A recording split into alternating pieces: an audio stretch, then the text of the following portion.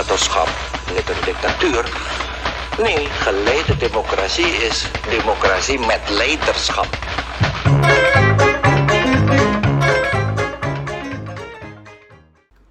Sistem pemerintahan demokrasi liberal pernah digunakan oleh negara Indonesia pada tahun 1950 sampai 1959.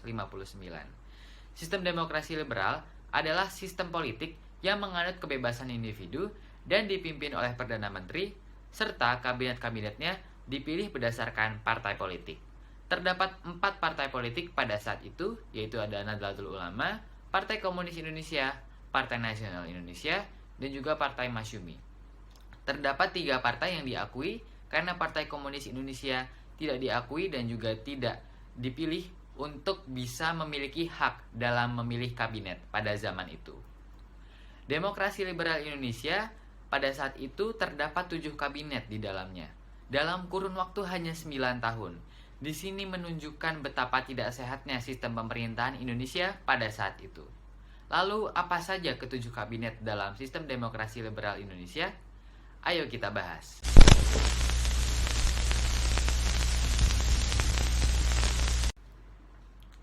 Yang pertama adalah Kabinet Natsir. Kabinet Natsir dipimpin oleh Muhammad Natsir pada tahun 1950 sampai 1951. Kabinet ini dibentuk pada tanggal 6 September 1950 yang waktu itu dipilih oleh Partai Masyumi.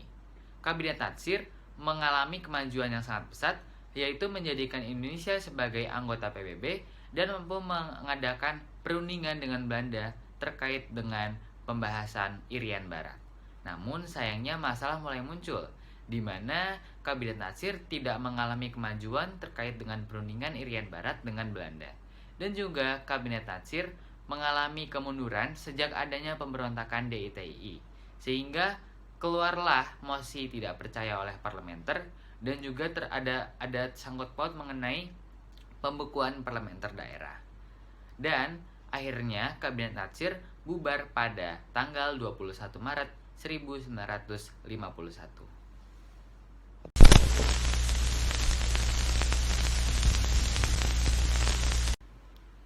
Setelah Kabinet Natsir bubar, kemudian muncullah Kabinet Sukiman yang dipimpin oleh Sukiman Wirosanjoyo. Kabinet ini dibentuk pada tanggal 27 April tahun 1951. Kabinet Sukiman mengalami kemajuan pada saat itu semenjak adanya terjalin hubungan dengan Amerika Serikat dalam Maturity Security Act atau MSA, yang mana Indonesia pada saat itu menerima bantuan berupa bantuan ekonomi. Namun sayangnya, parlementer menganggap bahwa hal ini telah menciderai sistem politik Indonesia yang pada saat itu adalah berstatus bebas aktif. Sehingga parlementer kemudian malah mengeluarkan mosi tidak percaya dan akhirnya Kabinet Sukiman bubar pada tanggal 3 April tahun 1952.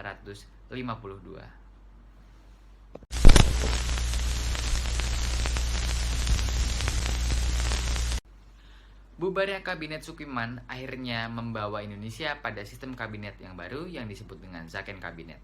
Zakon Kabinet adalah pemilihan menteri-menteri berdasarkan keahliannya masing-masing, bukan berdasarkan partai politik. Kemudian terpilihlah Kabinet Wilopo pada tanggal 3 April tahun 1952.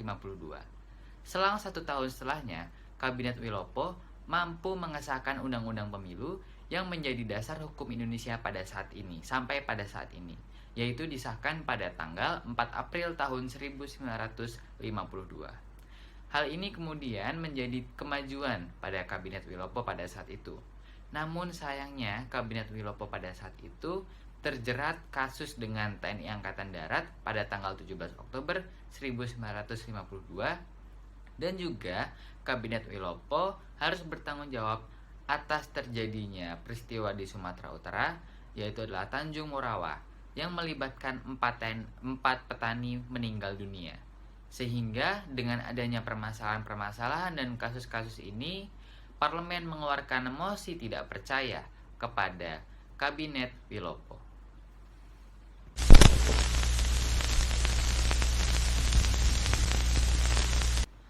Setelah dibubarkannya Kabinet Wilopo pada tanggal 3 Juni 1953, segera kemudian kabinet yang baru muncul, yaitu adalah Kabinet Ali Sostro Amijoyo I yang dibentuk pada tanggal 31 Juli 1953. Kabinet ini mampu mengadakan konferensi Asia Afrika yang diadakan pada tanggal 19 sampai 24 April tahun 1955.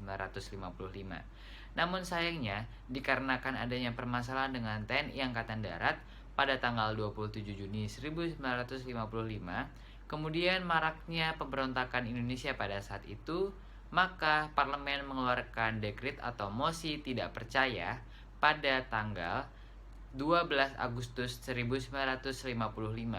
Kemudian akhirnya Kabinet Ali Sostro Amijoyo I dibubarkan.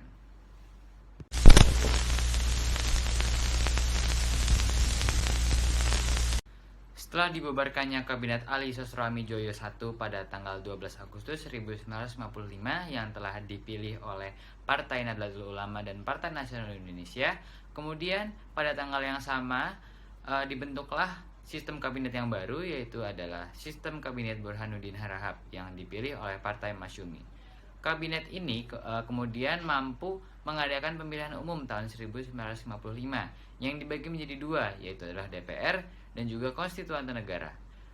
Untuk pemilihan umum DPR diadakan pada tanggal 15 September dan Konstituante Negara diadakan pada tanggal 12 Desember tahun 1955. Konstituante Negara akan bertugas sebagai pembentuk dari Undang-Undang Dasar sementara yang nantinya akan digunakan pada tanggal yang sama dan juga di tahun yang sama 1955. Kemudian Burhanuddin Harahap atau kabinet ini mampu membubarkan Uni Indonesia Belanda yang menjadi prestasi dan juga kemajuan pada saat itu. Sehingga dikarenakan Kabinet Burhanuddin Harahap mengalami kemajuan, akhirnya kabinet ini dibubarkan pada tanggal 3 Maret 1956.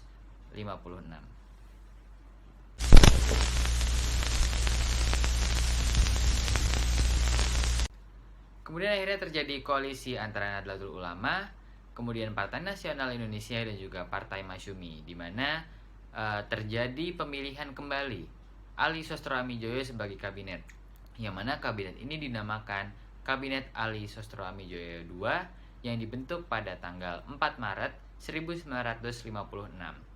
Hal ini kemudian menjadi masalah justru, bahkan menjadi permasalahan yang besar karena pada saat itu terjadi korupsi dan juga dugaan-dugaan lainnya yang terdapat di dalam kabinet. Kemudian muncullah gejolak politik di mana akhirnya parlemen mengeluarkan mosi tidak percaya 1 tahun berikutnya, yaitu pada tanggal 4 Maret 1957. Kemudian secara sah Kabinet Ali Sostro Amijoyo II dibubarkan.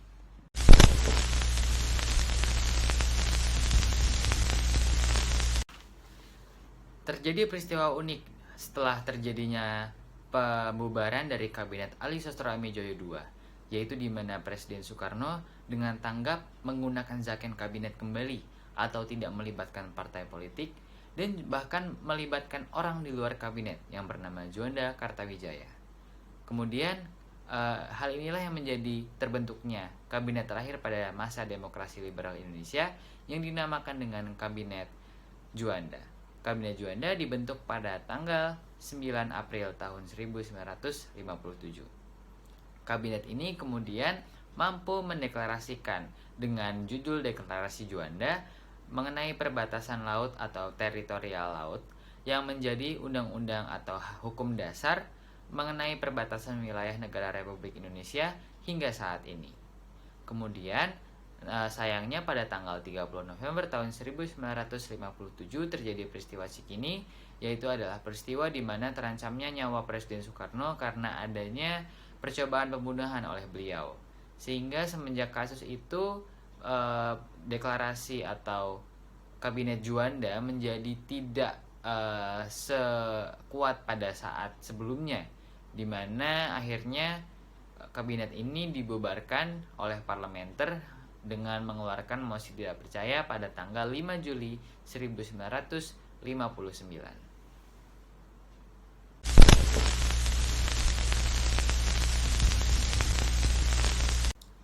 Akhirnya kemudian Presiden Soekarno menyadari bahwa Indonesia tidak mampu atau tidak sesuai dengan demokrasi liberal atau sistem pemerintahan demokrasi liberal.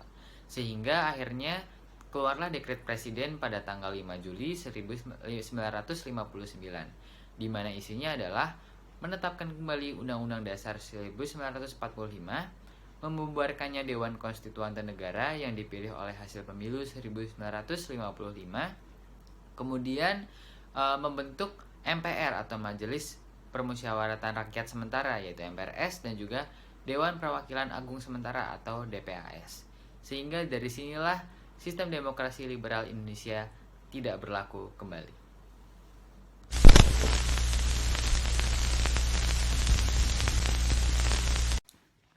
Menurut saya, tidak ada yang salah dari sistem demokrasi liberal.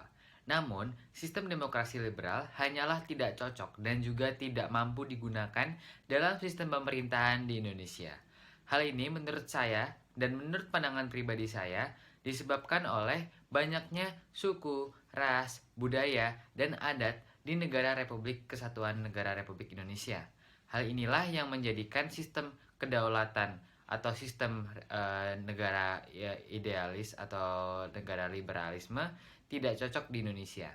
Yang ada jika Indonesia menerapkan sistem demokrasi liberal hanyalah terjadi perpecahan karena di negara kesatuan Republik Indonesia apabila dikasih wewenang untuk menjadi negara kesatuan, menjadi negara yang memiliki tujuan masing-masing atau kebebasan secara pribadi, kebebasan individu, maka yang ada hanyalah muncul keinginan untuk memisahkan diri, kemudian adanya keinginan untuk menjadi sebuah wilayah dan negara sendiri. Hal inilah yang menurut saya menjadi ketidakcocokan dari rakyat dan juga pemerintah mengenai sistem pemerintahan negara dengan demokrasi liberal. Kemudian tentunya ini menjadi pembelajaran untuk kita semua dan juga untuk diri saya pribadi, yang mana kita walaupun menggunakan sistem yang bukan digunakan oleh sistem negara maju, karena kita ketahui sistem liberal digunakan oleh negara-negara maju seperti Amerika, Inggris, dan juga negara-negara Eropa, tetapi sistem atau ideologi misalnya adalah ideologi Pancasila yang kita gunakan sekarang, tentunya harus kita jadikan acuan untuk menjadikan negara Republik Indonesia menjadi sebuah kesatuan yang utuh. Dan juga kesimpulan dari saya tentunya kita harus selalu bersatu dan juga menjadikan negara Republik Indonesia menjadi tidak terpecah belah, dan juga menjadikan negara Indonesia selalu utuh dan tidak pernah hancur, dan juga selalu merdeka.